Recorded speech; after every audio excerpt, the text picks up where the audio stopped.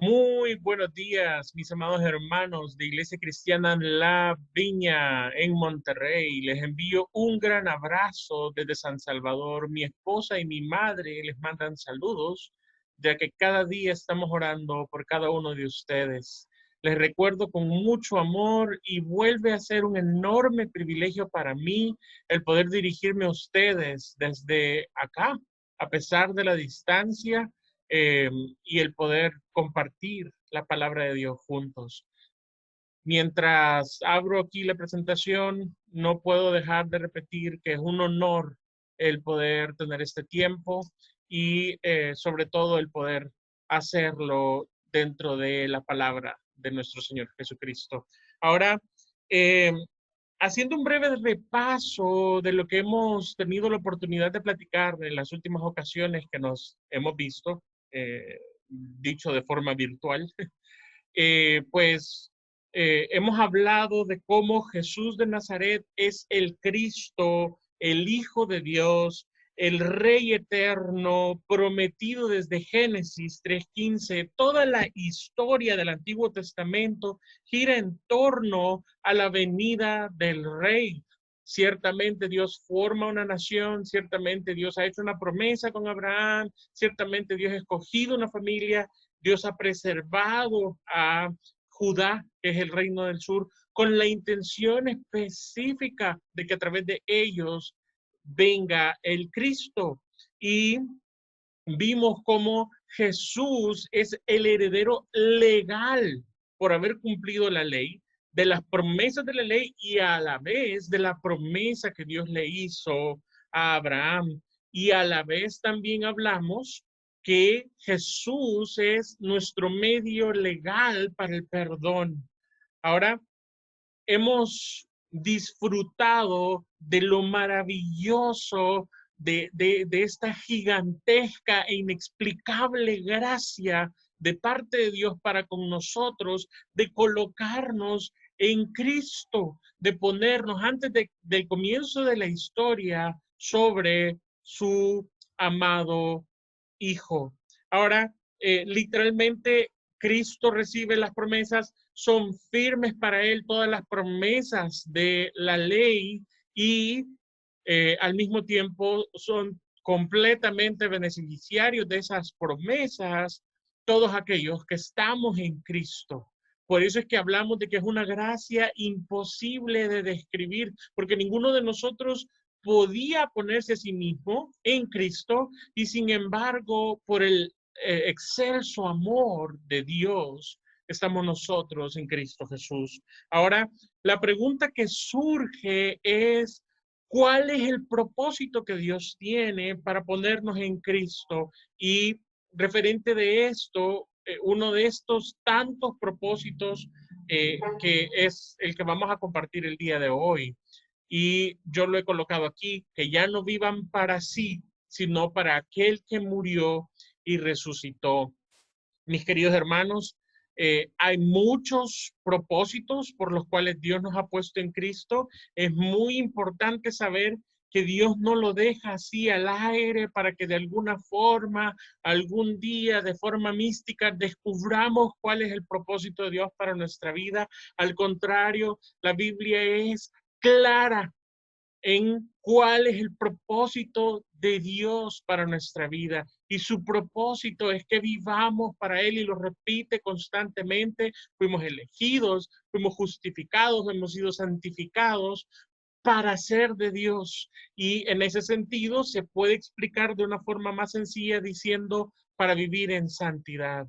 Ahora, la palabra santidad, la Biblia nos presenta básicamente tres aspectos de ella y cada uno de ellos no solo podría ser una enseñanza, sino un estudio. En este caso no voy a hablar de los tres porque tomaría mucho tiempo. Si Dios me lo permite, más adelante podemos hacerlo, pero en este caso específico solo quiero mencionar cuáles son los aspectos.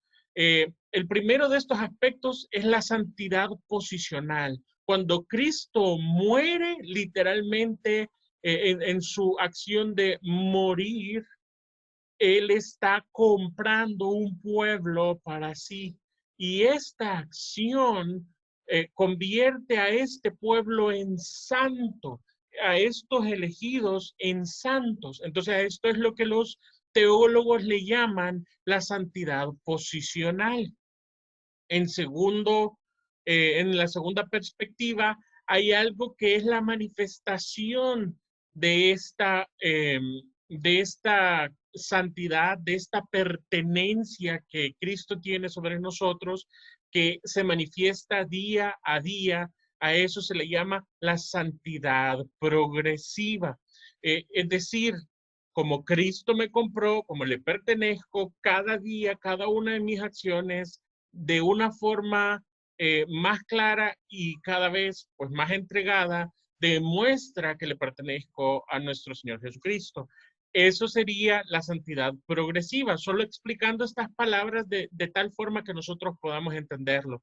Ahora, la tercera cosa que la Biblia nos explica, pero de la que se habla muy poco, es el cómo ocurre la vida de santidad. Y es específicamente en este tercer punto que nos vamos a concentrar el día de hoy. Y quiero decir, desde lo más profundo de la sinceridad de mi corazón, este es un tema muy difícil, no porque sea difícil encontrar lo que dicen las escrituras, porque realmente es fácil, sino porque desde el punto de la sinceridad no estamos en esa vida de santidad que deberíamos o que quisiéramos, que está en el fondo de nuestro corazón, en el anhelo de vivir para Cristo, porque constantemente fallo. No estoy aquí para decirles, miren, yo lo logré de esta forma. No es el sentir de esta enseñanza. Al contrario, esta enseñanza es para sentarnos y que juntos veamos qué es lo que la Escritura dice referente a la santidad, porque quien nos puede explicar cómo es la santidad es el único santo que existe, y ese es nuestro Dios a través de su palabra. La Biblia nos muestra claramente cómo la santidad a Dios es algo que el ser humano no puede producir por sí mismo. De hecho, los teólogos, observando las escrituras, ellos han llegado a la conclusión de que el ser humano se encuentra en un nivel de depravación total. Esto no significa que el ser humano eh, no quiera cosas buenas o no haga cosas buenas. De hecho, el ser humano quiere cosas buenas y hace cosas buenas, pero sin Dios, su anhelo principal es que cada una de las cosas que tenga o que haga, Dios no esté involucrado. Es literalmente una manifestación de esa independencia que el ser humano logró en el Edén. Ahora, eh, el ser humano naturalmente no tiene una capacidad de buscar a Dios o de querer a Dios. Y eso es de lo que estamos hablando en este momento. Ahora, yo quisiera tomar un poquito más de tiempo para que veamos qué nos dice la Biblia, por qué estamos diciendo esto en este momento. Y nos referimos, por ejemplo, a que la Biblia nos señala en Génesis 6:5 que los pensamientos del ser humano son siempre el mal. Y en Génesis 8:21 remarca que el intento del corazón del ser humano es malo desde su juventud. Eclesiastés, Eclesiastés 7:20 literalmente dice que no hay un justo que no peque. Y Jeremías 17:9 dice que el corazón es engañoso y perverso más que todas las cosas, mientras que nuestro Señor Jesucristo en Marcos 7:21 dice que es de adentro de nuestros corazones de donde sale el pecado. De una manera natural, el ser humano está separado de Dios, está intencionalmente alejado de Dios. Me gusta mucho cómo lo dice el pastor Timothy Keller. Él dice que muchos ocupan su propia bondad y tratan de ser buenos para no tener que ir a Dios. Y así literalmente es la naturaleza humana. Y esta separación de Dios es lo que luego produce en el hombre todo tipo de pecados. Esto es lo que decíamos que la Biblia señala como la depravación total. Pero para que lo veamos claro, la Biblia lo menciona en diferentes ocasiones, en diferentes formas, aunque es básicamente la misma idea. Por ejemplo, en el Salmo 14, del 1 al 3, dice de la siguiente manera: dice el necio en su corazón, no hay Dios, se han corrompido, hacen obras abominables, no hay quien haga el bien. Miró Jehová desde los cielos sobre los hijos de los hombres para ver si había algún entendido que buscara a Dios. Todos se desviaron, a una se han corrompido y no hay quien haga lo bueno, no hay ni siquiera uno.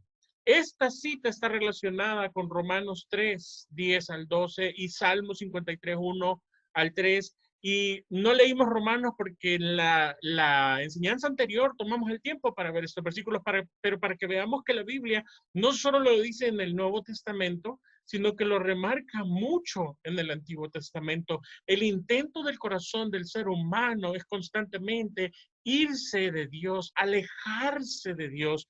Entonces, hablamos de santidad, queremos transmitir cómo alcanzar la santidad, queremos decir qué es la santidad, pero nos planteamos lo siguiente: el ser humano está incapacitado para vivir en santidad. El ser humano no anhela vivir en santidad a Dios. El ser humano literalmente quiere lo menos posible de Dios y al mismo tiempo el ser humano quiere vivir solo para sus propios deseos.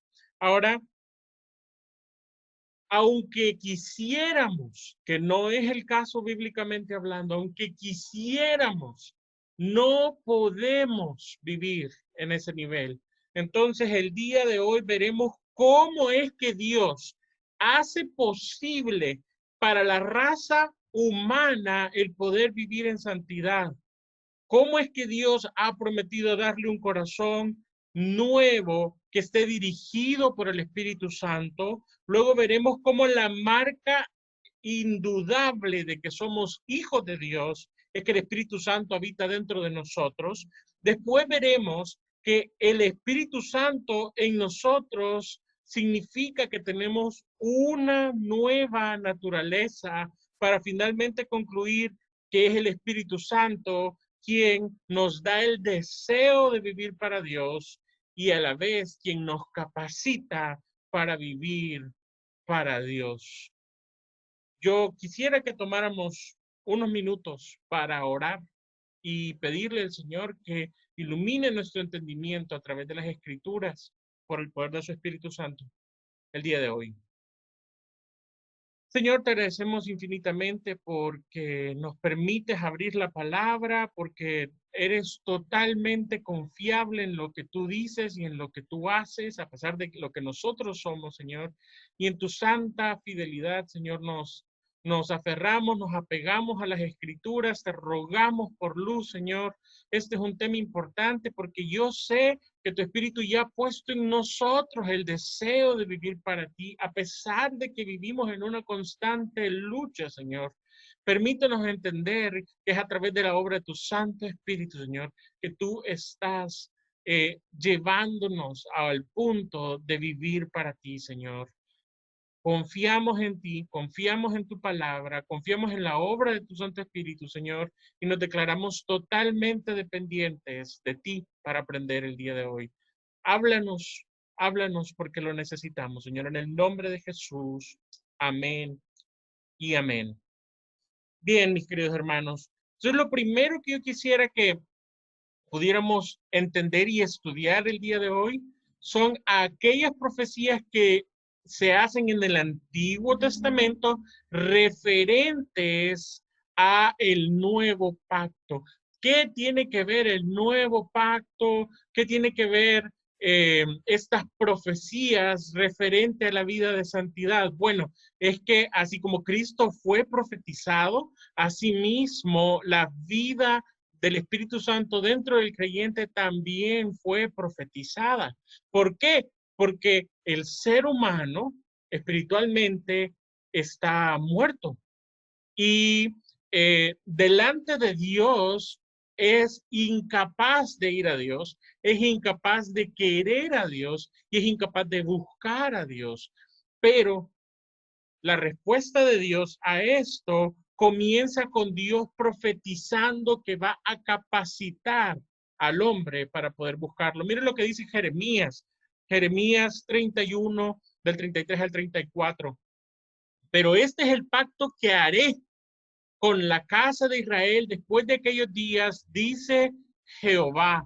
Daré mi ley en su mente y las escribiré en su corazón, y yo seré a ellos por Dios, y ellos me serán por pueblo.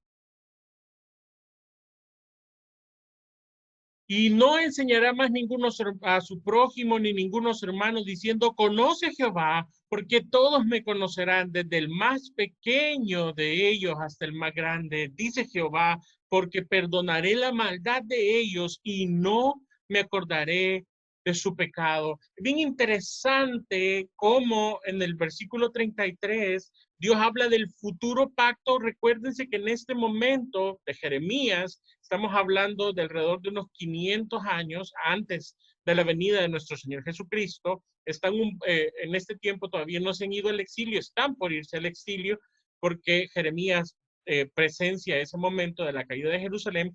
Entonces, Jeremías está profetizando lo que Dios está diciendo que va a hacer. Él va a tener un nuevo pacto, pero en este pacto, en el tiempo del nuevo pacto, Dios va a poner en la mente de su pueblo y en su corazón las leyes.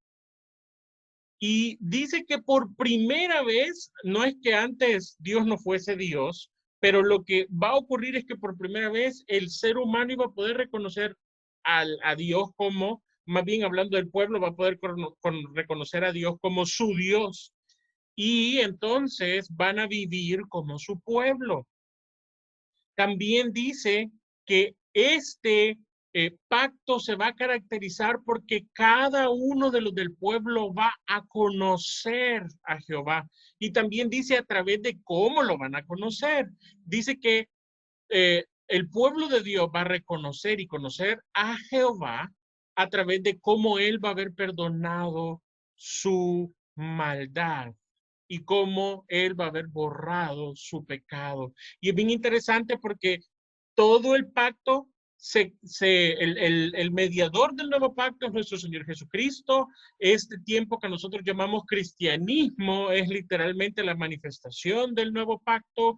Sabemos que todo cristiano, y es lo que vamos a estar estudiando hoy, tiene el Espíritu Santo dentro de sí mismo. La intención del Espíritu Santo es que conozcamos a Dios, que conozcamos su ley, que andemos en sus mandamientos. Estamos hablando de la ley de Dios a la que hace referencia en este pacto, y dice que la forma de conocer a Dios es a través de entender cómo es que Él nos ha perdonado. Y básicamente, aunque puede ser el estudio de lo básico una y otra vez, una y otra vez, y una y otra vez, es acerca de meditar en la salvación, de conocer su gracia, conocer su soberanía, conocer su poder, conocer su grandeza, conocer su provisión, conocer su amor, conocer el hecho de que Él es sumamente sabio, que Él es todopoderoso, que Él es justo y que Él es santo, entre tantas otras cualidades que se conocen a través del Evangelio. Literalmente, cuando nosotros podemos meditar en la grandeza de la obra de Cristo en la cruz, literalmente podemos llegar a conocer quién es Jehová. Y por eso es que cada una de las palabras, tanto del Antiguo Testamento como del Nuevo Testamento, son de vital importancia para conocer a Dios. Más que para llenar nuestra cabeza de mucho conocimiento, tiene más que ver con que el hecho de que nosotros podamos conocer quién es este Dios del que estamos aprendiendo y del que estamos hablando. Entonces Dios profetiza antes de la venida de Jesús, profetiza que iba a haber un nuevo pacto en donde su Santo Espíritu iba a estar en las personas, enseñándoles quién era Dios, al mismo tiempo enseñándoles cómo vivir según la ley de Dios, porque va a estar en la mente y en los corazones. Y esto no solo se refiere a que nos vamos a memorizar los 10 mandamientos o algo por el estilo, se refiere a que el Espíritu Santo nos va a llevar a vivir de tal forma que no ofendamos estas cosas que Dios ha expresado en su ley. Ezequiel 36, del 26 al 28, lo dice de la siguiente forma: os daré un corazón nuevo y pondré espíritu nuevo dentro de vosotros y quitaré vuestro corazón de piedra y os daré un corazón de carne y pondré dentro de vosotros mi espíritu. No es cualquier espíritu, es el Espíritu de Dios, y haré que andéis en mis estatutos. Es decir, que antes de ese momento el ser humano no lo puede hacer. Y guardaréis mis preceptos y los pongáis, guardéis mis preceptos y los pongáis por obra. Y habitaréis en la tierra que di a vuestros padres, y vosotros me seréis por pueblo, y yo seré a vosotros por Dios. Es muy interesante que el libro de Hebreos señala esa tierra como la tierra del reposo, y es una comparación del cristianismo como una vida de reposo, una vida de verdadero descanso para el corazón a pesar del trabajo. Y literalmente esta es la promesa de Dios para su pueblo, una tierra de reposo, que es una tierra, en otras palabras, donde reposamos y descansamos y confiamos en la obra de Dios. Ahora, este pasaje de Ezequiel da muchísimo que hablar. Ezequiel está dando profecía en el tiempo del exilio. Dios está hablando con Ezequiel y ellos ya están en Babilonia. Ahora comienza diciendo que este corazón malo y perverso iba a ser removido y que Dios iba a poner otro corazón. Y en este corazón literalmente iba a vivir el Espíritu de Dios.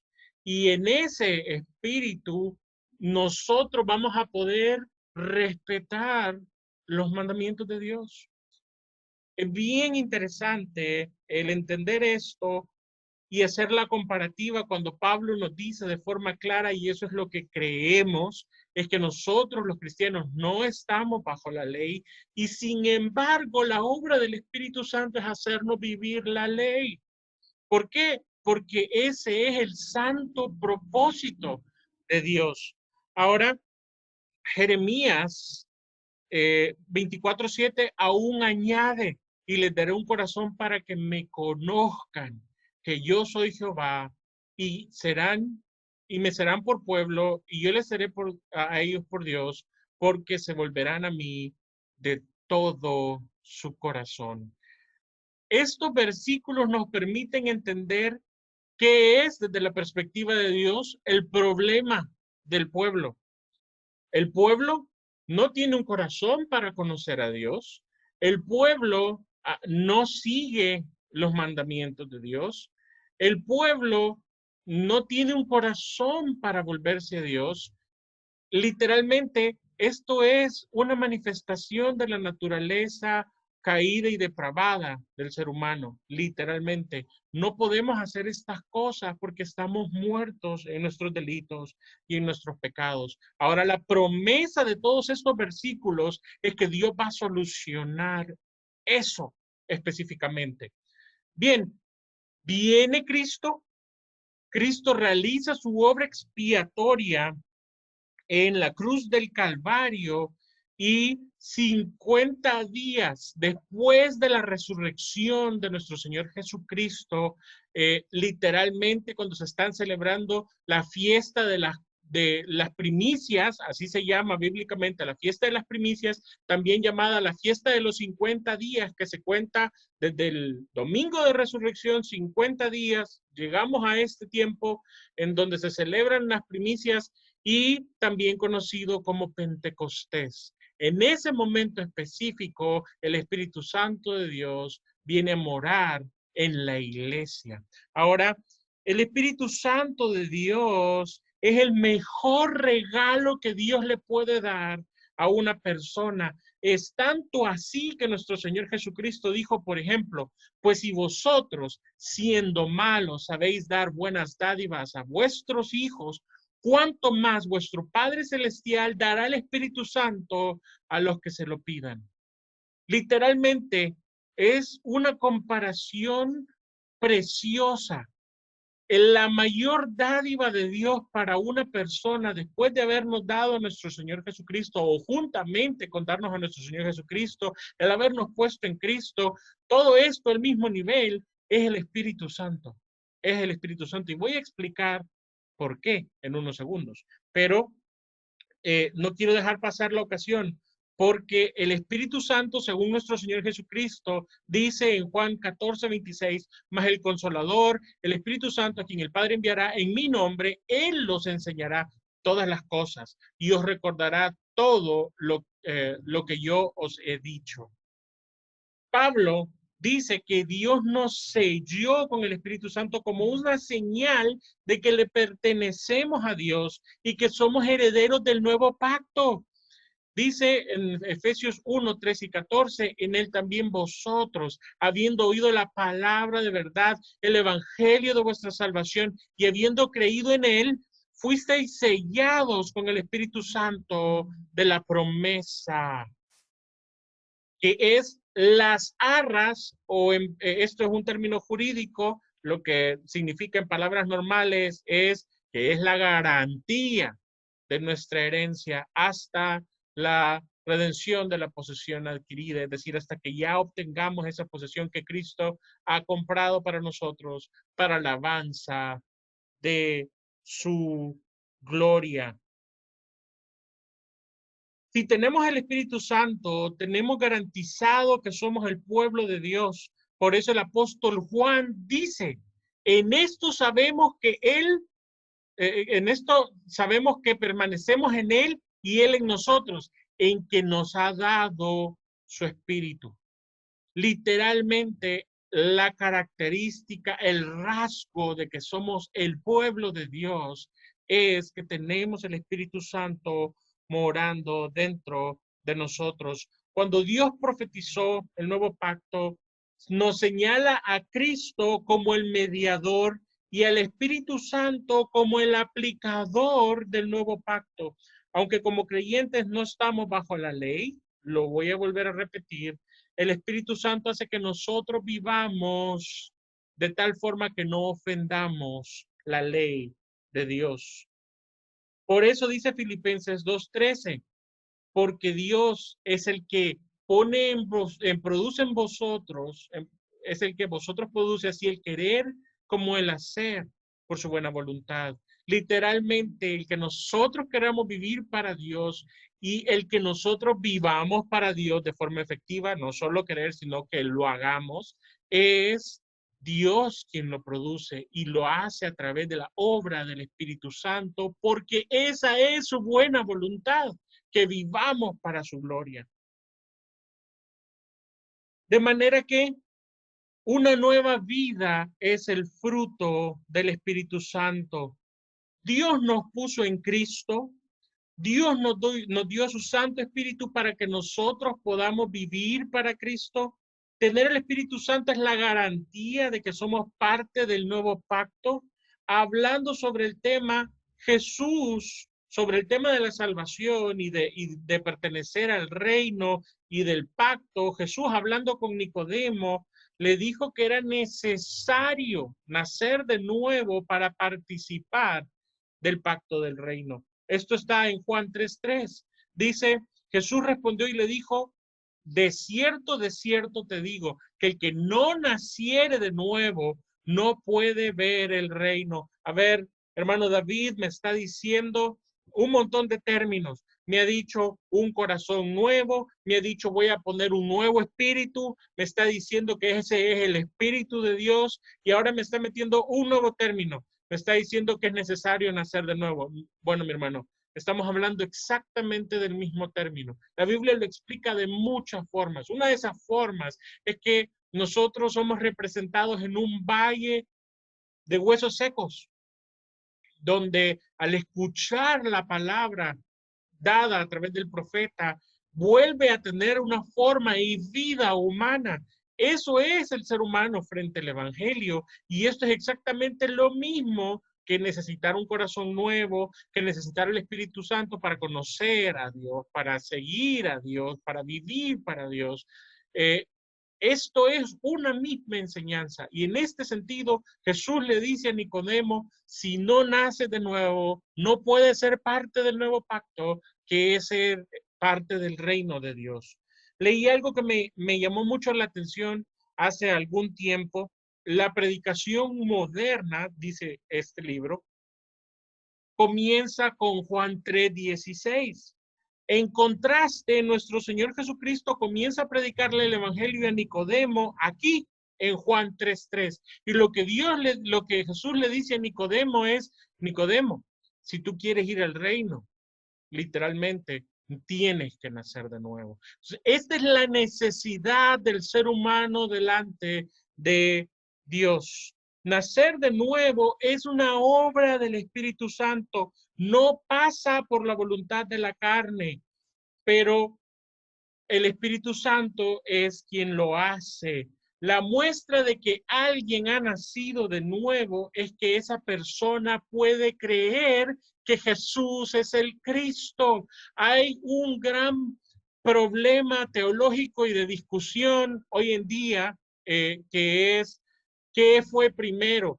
¿Si nacer de nuevo y creer en Cristo, o creer en Cristo y después nacer de nuevo? Bueno, mis queridos hermanos, solo puedo decirles algo. Yo creo firmemente, por las muestras bíblicas, que primero nacemos de nuevo para poder recibir a nuestro Señor Jesucristo, aunque pareciera que es en el mismo acto. Y cuando ocupamos la palabra recibir a nuestro Señor Jesucristo, es una palabra muy común, evangélica, que ha sido tomado de Juan 1, 11 al 13, dice: a los suyos vino y los suyos no le recibieron, mas a todos los que le recibieron, a los que creen en su nombre, les dio potestad de ser hechos hijos de Dios, los cuales no son engendrados de sangre, ni de la voluntad de carne, ni de la voluntad de varón, sino de Dios.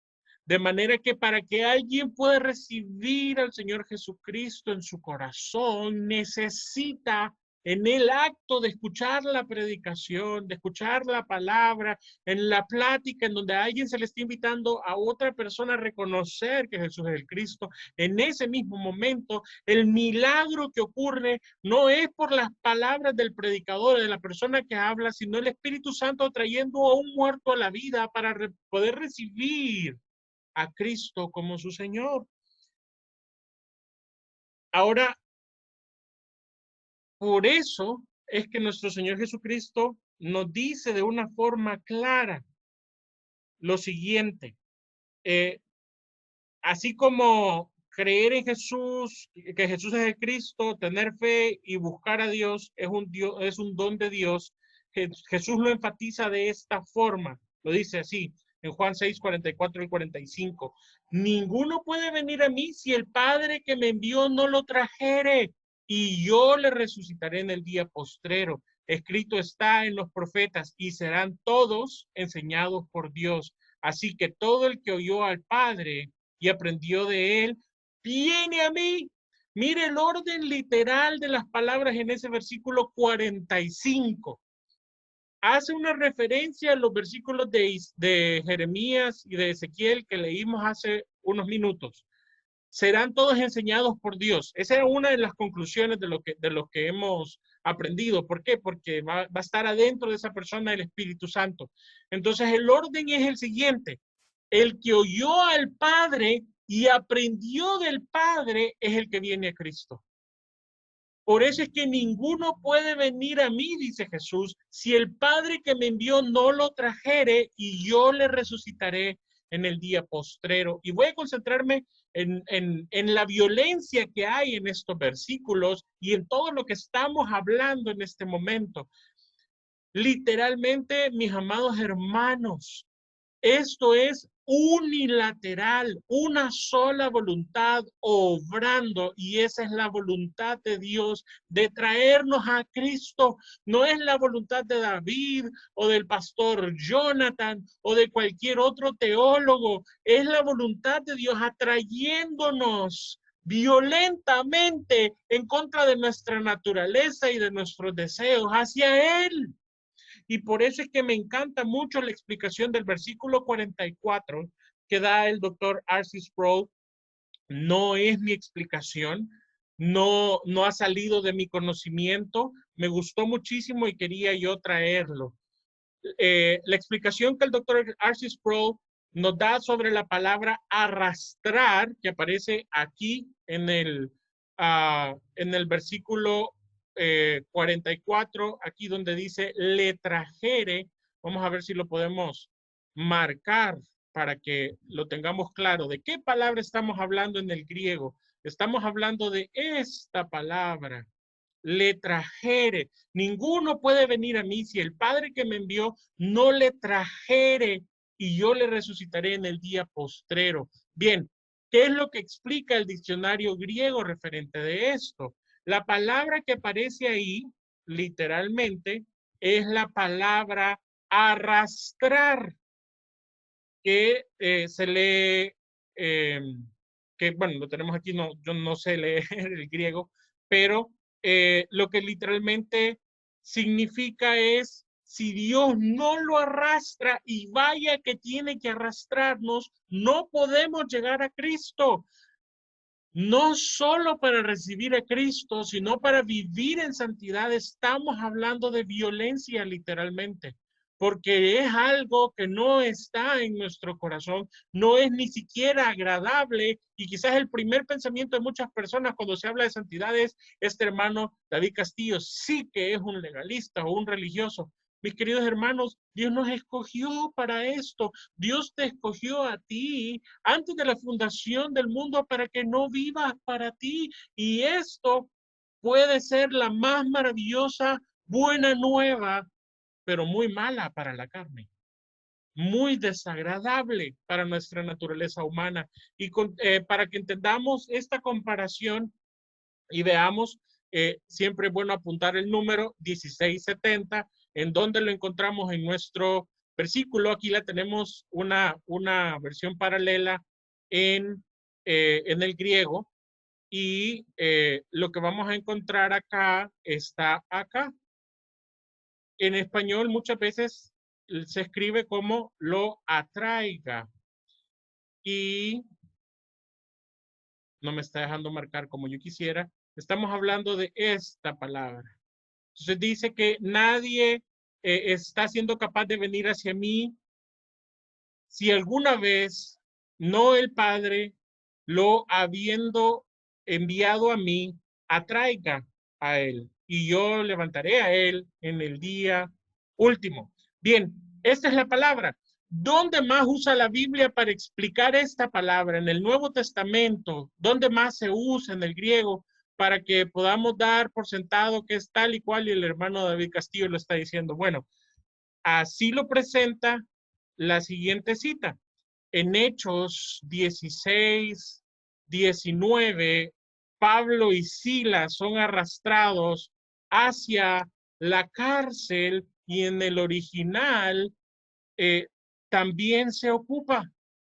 Literalmente, no había voluntad de Pablo y de Silas, pero son arrastrados por causa de la predicación del evangelio. Así que la palabra, si Dios no lo atrajere, pudiese sonar así como muy romántico, pero realmente se denota en nosotros, en nuestra vida o en el resultado, en que es violencia hacia nosotros.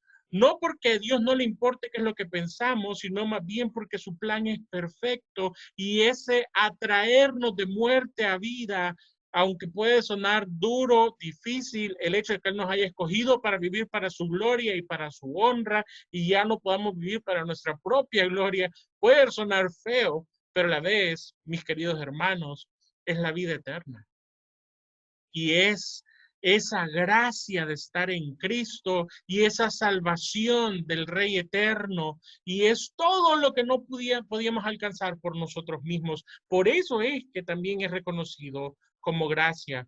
Ahora, me encanta cómo lo presenta Pablo en 2 Corintios 5, 14 al 17, y aquí tenemos nuestro verso base en el 15, dice el 14, porque el amor de Cristo nos constriñe, pensando esto, si uno murió por todos, luego todos murieron. Y por todos murió para que los que viven ya no vivan para sí, sino para aquel que murió y resucitó por ellos. Literalmente la intención de la muerte de Cristo y la resurrección de Cristo es que nosotros ya no vivamos para nosotros mismos. Y esto ocurre por la presencia del Espíritu Santo en nosotros. ¿Quién nos arrastra a Cristo? ¿Quién nos lleva a Cristo? ¿Quién nos revela a Cristo? La obra del Espíritu Santo en nosotros. Y continúa, versículo 16, de manera que nosotros de aquí en adelante a nadie conocemos según la carne, y aun si a Cristo conocimos según la carne, ya no lo conocemos así.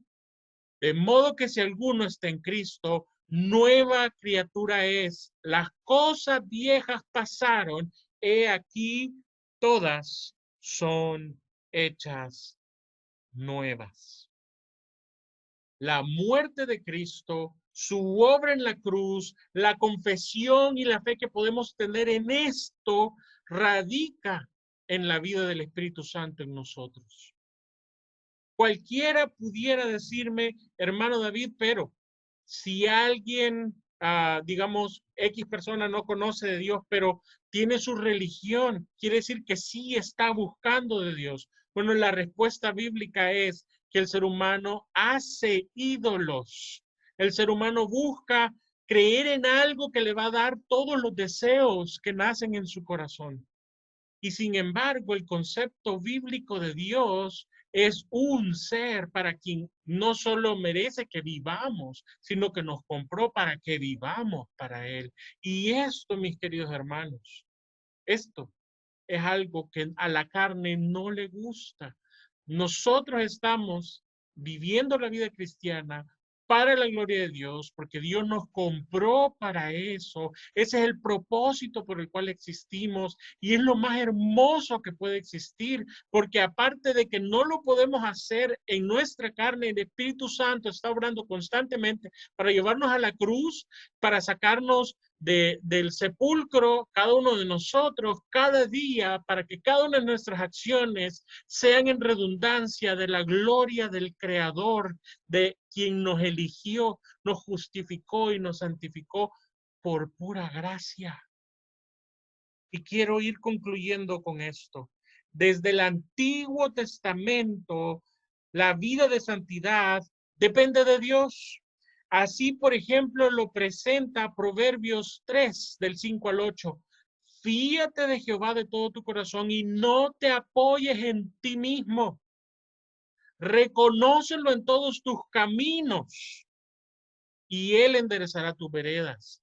No seas sabio en tu propia opinión, teme a Jehová y apártate del mal, porque se da medicina a tu cuerpo y refrigerio a tus huesos. Vivir en santidad para Dios no es un concepto nuevo. Que Dios sea quien produce la santidad en el ser humano tampoco es un concepto del Nuevo Testamento. Ocurre desde el Antiguo Testamento y es obra pura del Espíritu Santo en la vida de los creyentes. Y cuando digo creyentes son los que creían en el Mesías antes de la venida de Cristo y los que creemos en el Mesías después de la venida de Cristo. Entonces, literalmente la obra de Dios es convertir gente y llevar gente a vivir para Dios. No podíamos creer en Cristo y por eso nos hemos concentrado en ese punto específico, porque la santidad Comienza ahí. Cuando nosotros logramos creer en Cristo es por obra del Espíritu Santo.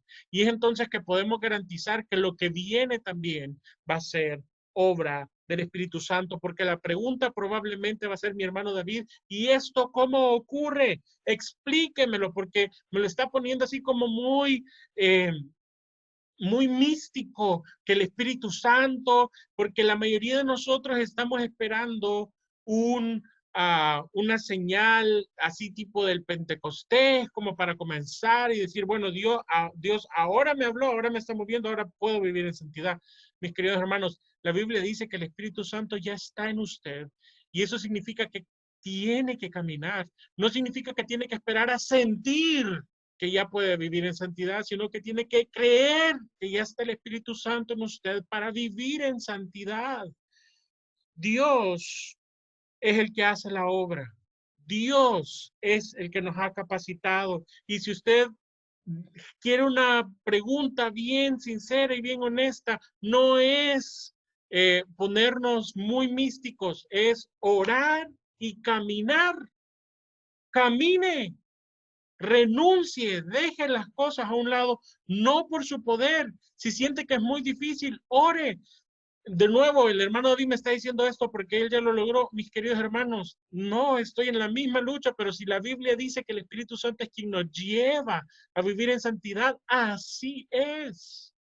Así debe de ser y así será, porque no es para la gloria de nadie. Si yo pudiese vivir en santidad por mí mismo, aplausos y gloria a mí, pero si yo puedo vivir en santidad por la obra del Espíritu Santo, gloria sea a Dios.